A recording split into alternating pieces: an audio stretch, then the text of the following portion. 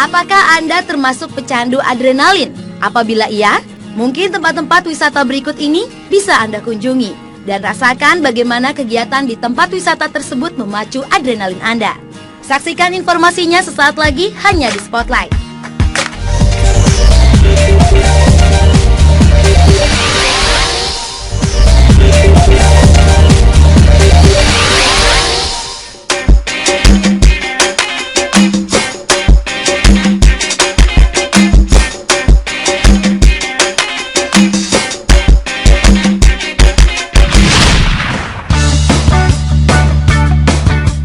Bagi sebagian orang, akhir minggu adalah saat yang tepat untuk berlibur. Refreshing untuk sejenak menghilangkan kepenatan akan rutinitas sehari-hari yang menyita sepanjang minggu. Ada banyak pilihan tempat wisata di tanah air. Namun, pernahkah Anda berkeinginan untuk mencoba beberapa wisata ekstrim yang memacu adrenalin? Berikut ini Spotlight akan membahas beberapa tempat pilihan untuk Anda yang ingin merasakan tantangan yang berbeda di waktu liburan Anda. Senyumnya ceria. Yang pertama adalah berwisata sambil memacu adrenalin dengan parasailing. Dan salah satu tempat yang menawarkan wisata ini adalah Bali Apollo Dive and Water Sport di Tanjung Benoa, Nusa Dua. Parasailing adalah permainan di mana Anda akan mengenakan parasut, kemudian ditarik oleh perahu cepat mengelilingi pantai Tanjung Benoa. Waktu permainan ini sekitar 5 hingga 10 menit setiap putarannya. Ketinggian tali yang menghubungkan antara parasut dengan perahu cepat kurang lebih sekitar 80 meter. Jadi, permainan ini pastinya menantang dan menyenangkan karena Anda bisa menikmati keindahan Tanjung Benoa dengan cara yang berbeda. Parasailing memang permainan yang banyak diminati wisatawan. Selain orang dewasa, anak-anak pun banyak yang ingin menjajal permainan yang menguji nyali ini. Selain parasailing, di tempat ini ada juga flying fish. Flying fish dimainkan oleh maksimal 3 orang dengan menaiki 3 buah banana boat yang dijadikan satu. Flying fish akan ditarik oleh perahu cepat berkecepatan tinggi dengan melawan arah angin. Dengan kata lain, permainan ini mirip seperti layangan raksasa. Sungguh permainan yang menegangkan dan menguji nyali Anda pemirsa.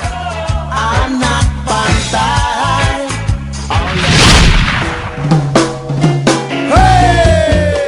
Berikutnya adalah melakukan high rope di Pasuruan, Jawa Timur.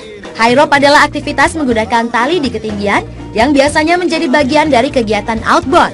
Salah satu tempat yang menawarkan aktivitas menantang ini adalah Hutan Pinus Taman Dayu, Pandaan, Pasuruan, Jawa Timur. Dalam permainan ini, faktor keamanan sangatlah penting. Jadi, sebelum mulai memanjat, kita harus memastikan bahwa peralatan keamanan telah terpasang. Peralatan keamanan ini meliputi harness yang merupakan alat pengaman utama yang dipasang di selangkangan, karabiner untuk memasang tali, dan pulley yang biasa digunakan untuk flying fox. Saat melakukan permainan ini, kita harus memastikan bahwa karabiner selalu ada dalam posisi terpasang pada pengaman. Kunci dari permainan ini adalah keseimbangan, kekuatan tangan, dan nyali yang kuat. Berayun seperti Tarzan dari ketinggian 8 meter, memanjat tali, serta jaring-jaring tali, dan juga menyeberang pohon adalah beberapa hal yang harus dilalui dalam permainan ini. Menantang, tapi sekaligus menyenangkan.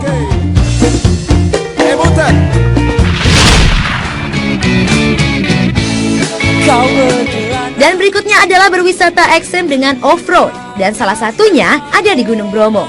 Eksotika alam Gunung Bromo selain menawarkan keindahan, ternyata juga memberikan tantangan tersendiri.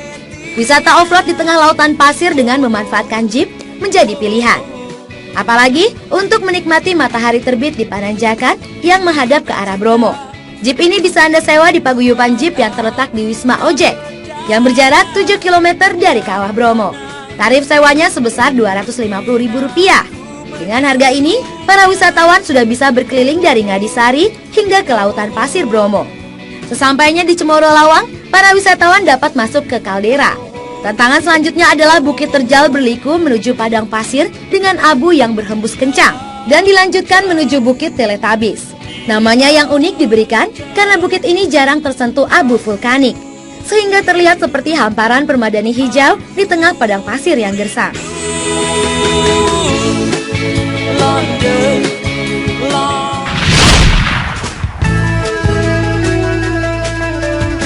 Kalau yang satu ini adalah sebuah wahana permainan yang ada di Trans Studio Bandung. Wahana seru yang siap memacu adrenalin ini adalah The Racing Coaster.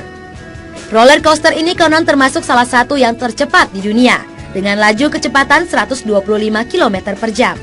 Rahasianya terletak pada deretan magnet di bagian rel, yang membuat kereta melesat hingga ketinggian 50 meter. Tak hanya itu, adrenalin semakin terpacu saat roller coaster meluncur lepas dalam keadaan mundur.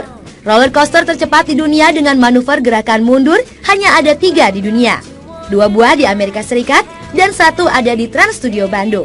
Menggunakan teknologi LIM atau Linear Induction Motor, Anda akan tetap melaju menuju ketinggian 50 meter dengan kecepatan hingga 120 km per jam dengan waktu 3,5 detik. Dan kemudian mundur dengan kecepatan yang sama. Sungguh sensasi yang luar biasa yang membuat jantung Anda berdetak kencang.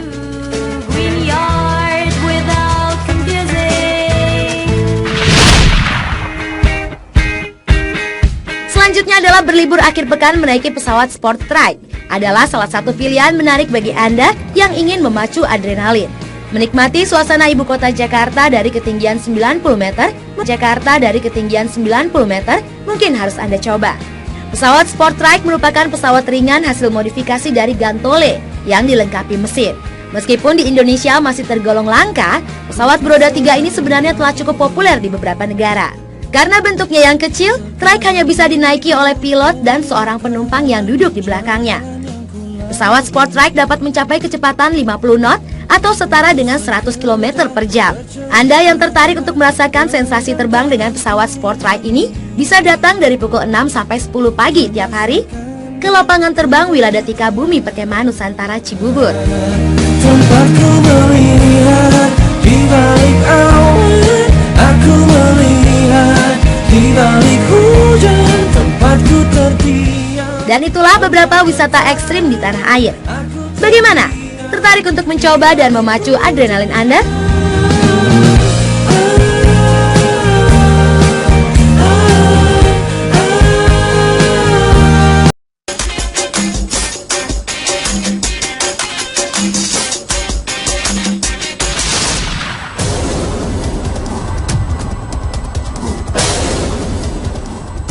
Dunia yang kita tempati ini masih menyimpan sejuta misteri.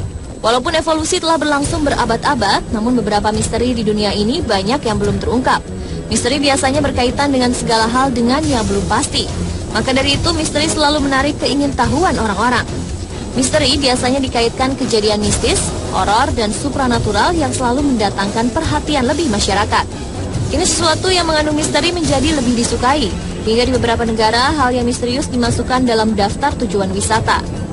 Sebagian besar tempat yang mengandung misteri tersebut adalah kastil kuno, kuil, patung, tempat pemakaman, dan tempat lainnya yang memiliki sesuatu di luar nalar manusia. Berikut Spotlight mencoba merangkum di mana saja tempat misterius yang kini menjadi tujuan wisata misteri.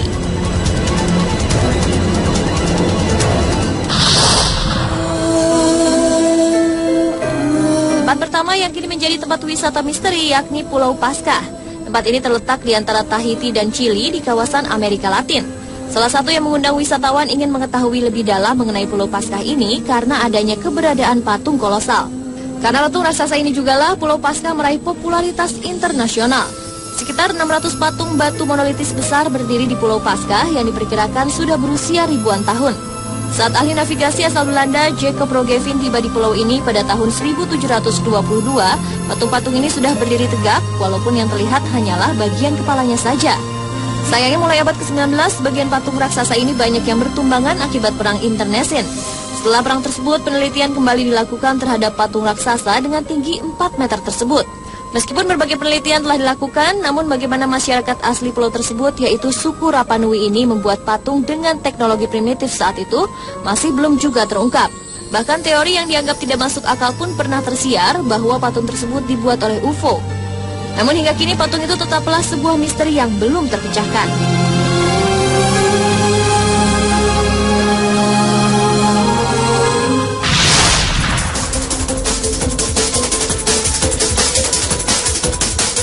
Tempat yang bisa dijadikan sebagai wisata misteri selanjutnya, Antartika. Tempat ini diyakini paling tidak ramah untuk dihuni. Pertama kali diakui keberadaan Antartika pada tahun 1920. Walaupun tidak jelas siapa penemunya, karena ada 3 orang dari 3 negara berbeda yang mengklaim penemuan Antartika. yakni Fabian von Bellinghausen dari Rusia, Edward Bransfield dari Inggris, dan Nathaniel Palmer dari Amerika Serikat. Yang menjadi misteri dari tempat ini adalah banyaknya perubahan dan fenomena yang terjadi di luar pemikiran manusia. Salah satunya di tempat yang tertutup salju dan es dengan ketebalan mencapai 2.000 hingga 4.800 meter ini, ada beberapa tempat di Antartika yang kondisi berbanding terbalik atau kering total yang disebut lembah kering tanpa salju. Fenomena tersebut yang membuat beberapa ilmuwan tertarik melakukan penelitian lebih lanjut, terutama untuk perbedaan ekstrim tempat yang dipenuhi es dan salju dengan lembah kering. Namun bagi sebagian orang, fenomena aneh itu menjadi daya tarik utama dalam menjalani wisata misteri.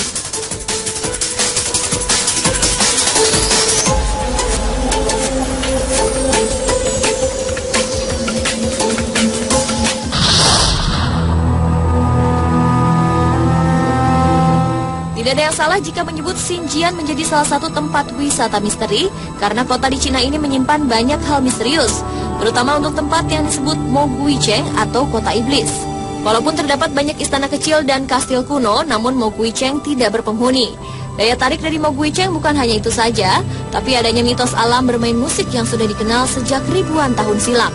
Ketika Anda mengunjungi Moguicheng saat hari cerah dan disertai hembusan angin, Anda akan mendengar irama misterius itu. Alam seolah sedang bermain musik seperti mendengar dentingan ribuan bel kecil atau suara petikan gitar secara bersamaan. Namun jika Anda datang saat angin kencang datang, suara yang terdengar seperti raungan singa, tangis bayi, atau lolongan serigala. Beberapa cerita rakyat setempat mengatakan bahwa suara itu adalah hantu yang bernyanyi atau marah. Banyak para ahli mencoba meneliti asal dari suara tersebut, namun belum juga ditemukan. Hingga saat ini, fenomena alam bernyanyi masih menjadi misteri yang belum terkuak. Walaupun sedikit menyeramkan, namun Xinjiang menjadi tempat yang menarik dijadikan wisata misteri.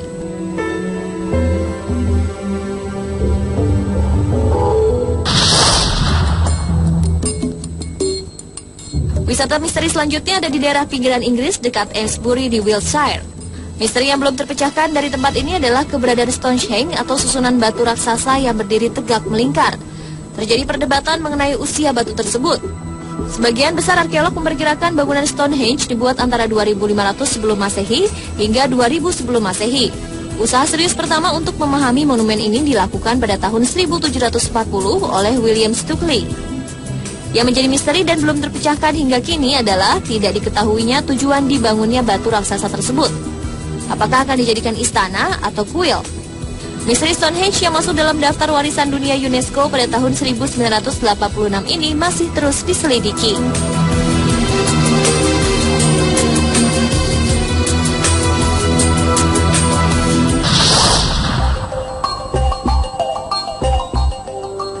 Wisata misteri terakhir bisa dikunjungi di Islandia. Misteri yang ditampilkan di tempat ini adalah keberadaan geyser besar. Geyser atau mata air geotermal di Islandia pertama kali ditemukan pada tahun 1294 saat gempa bumi membangkitkan aktivitas geologis daerah tersebut. Gempa bumi itu telah menciptakan beberapa sumber air panas baru. Sebenarnya, geyser di kawasan Islandia sudah tidak lagi menyemburkan air panas hingga tahun 1896, di mana gempa besar terjadi di tahun tersebut. Dan hingga kini hampir semua geyser yang ada di Islandia selalu menyemburkan air panas dengan rentang waktu cukup singkat. Salah satunya geyser Stokkur yang selalu meletus dalam rentang waktu beberapa menit saja. Dalam setiap letusannya, geyser itu akan menyembur hingga ketinggian 20 meter. Bahkan ketika hujan datang, semburan bisa mencapai ketinggian 70 meter. Karena fenomena alam geyser ini, Islandia menjadi buruan wisatawan yang ingin mengunjungi tempat-tempat penuh misteri.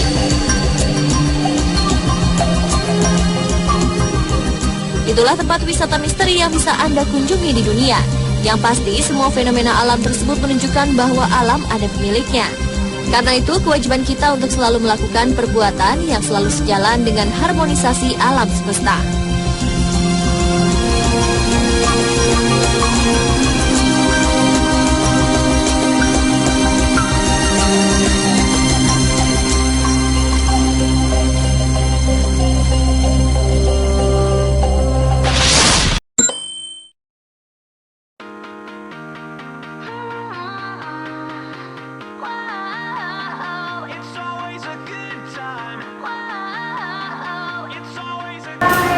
Sob.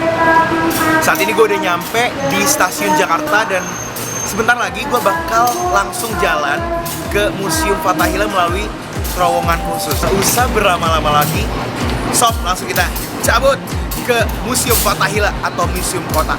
Let's go.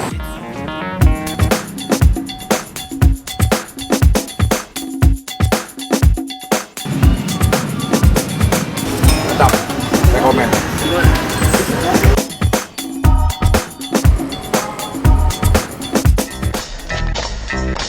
Sekarang gue akan kasih tahu trip and tips untuk muter-muter kota tua, tepatnya Museum Fathahillah sebagai landmarknya. Yang pertama, jangan pernah pakai baju berlebihan.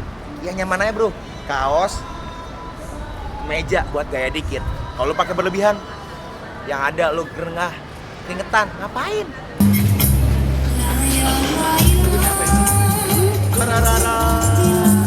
Teman dari mana teman-teman? Oke, menurut lu ya, Nur, Museum Fathahillah tuh kayak gimana sih? Museum yang seperti apa sih buat lo? Unik gitu. Thank you ya teman-teman SMK. Dadah dulu dong.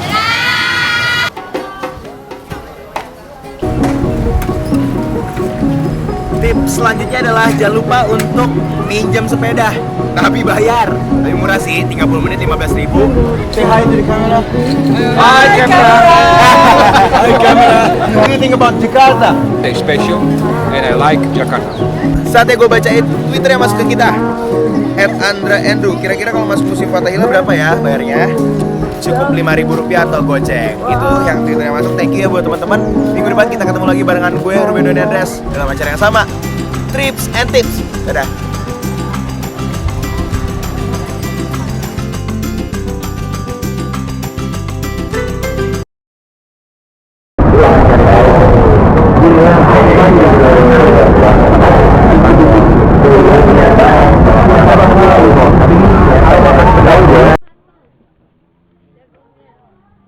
Ya, tadi dulu bu. Berapa? Goceng. Bayar bang? Belum. Aku. Udah dibayar. Ntar aku foto pakai ini ya, pakai jagung.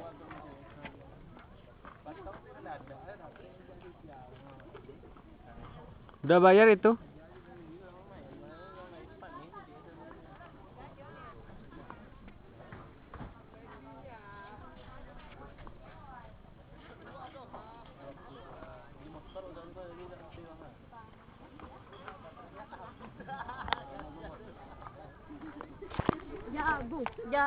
Jagung. Wow, matahari.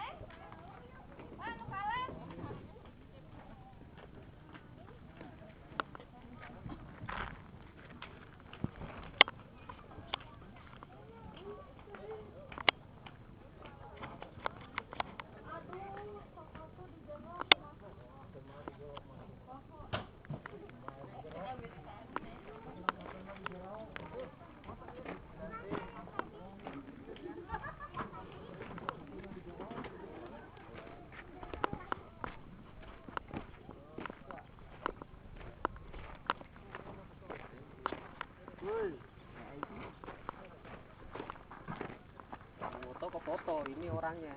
Iya. Orang itu ditutup itu. Ntar buat video klip kita kok. Video ini. Buat video klip.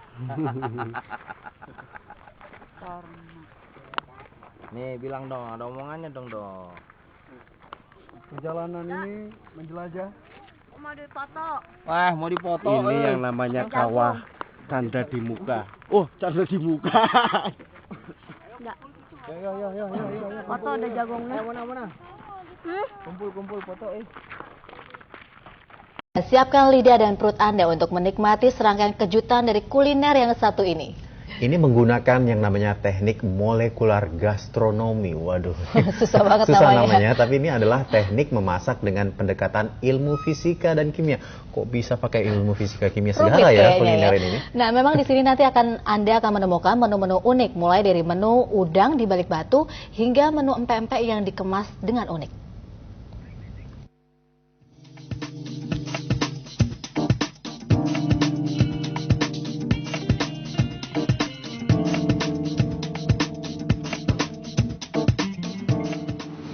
Saat ini saya berada di kawasan Jakarta Selatan dan saya akan mencoba satu jenis tempat makanan yang menawarkan konsep yang berbeda. Seperti apa jenis makanan yang ditawarkan di tempat ini? Mari ikut saya ke dalam. Mencari sesuatu yang berbeda, itulah yang akan Anda temukan di restoran yang berada di kawasan Jakarta Selatan. Mengusung teknik memasak molekular gastronomi atau mengolah makanan dengan pendekatan ilmu fisika dan kimia, Anda benar-benar akan menemukan pengalaman kuliner yang unik. Mulai dari sum-sum dabu yang dikemas dengan tampilan yang tidak seperti biasanya. Di sini para tamu diajak bereksplorasi untuk menebak menu apa yang sedang dihidangkan. Unik ya, kayak ice cream gitu. Cuman begitu dimakan tuh di mulut tuh kayak langsung ser gitu, langsung meleleh, langsung hilang. Dan saya nggak duga kalau ini manisan. Ternyata ini manisan tapi kayak ice cream. Jadi ini fantastik banget rasa saya. Masakan Indonesia lain seperti pempek kapal selam dibentuk seperti es krim dengan adonan pempek yang terlihat seperti whipped cream dilengkapi dengan kuning telur yang sebelumnya dilumuri dengan tepung roti. Rasanya tidak kalah enaknya dengan pempek pada umumnya. Ini ada telurnya, adonan pempek, sama cukanya. Pempek kapal selam.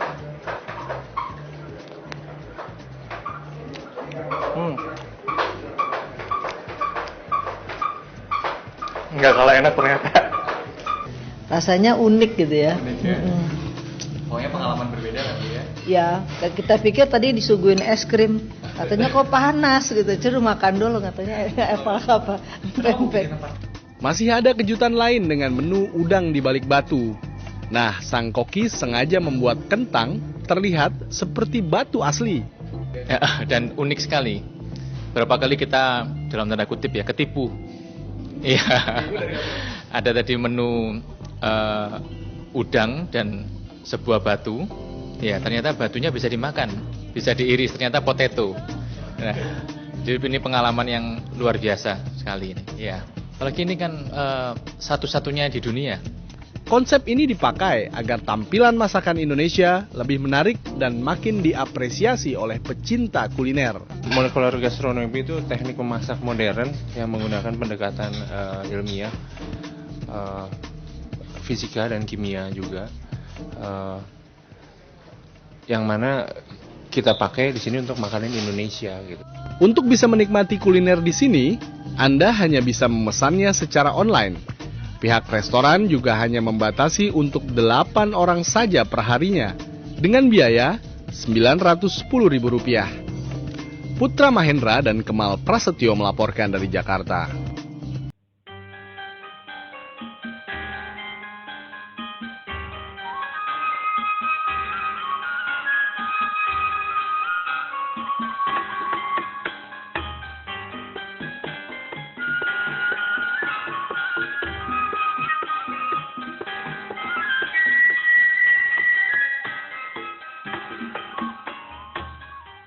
Cirebon, sebuah kota di ujung timur pantai utara Provinsi Jawa Barat, kurang lebih 250 km dari Jakarta ke arah timur.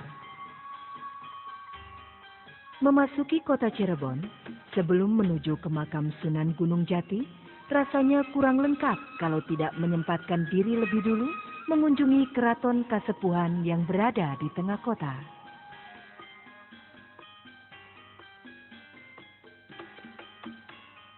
Cirebon memang bekas kesultanan yang telah dihapus oleh Inggris di tahun 1815. Tetapi sebelumnya, kesultanan ini memiliki sejarah yang panjang.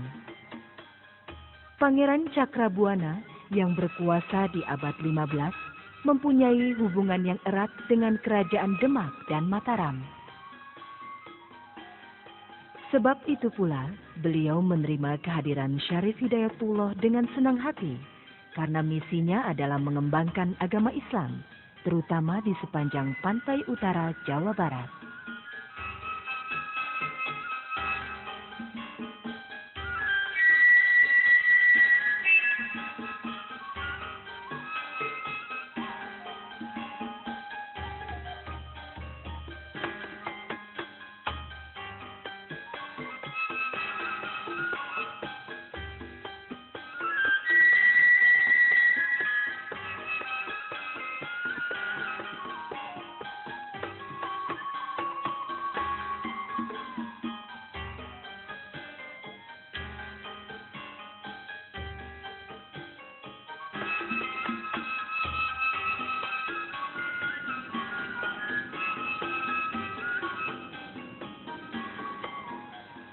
Makam Sunan Gunung Jati terletak 7 km di utara kota Cirebon.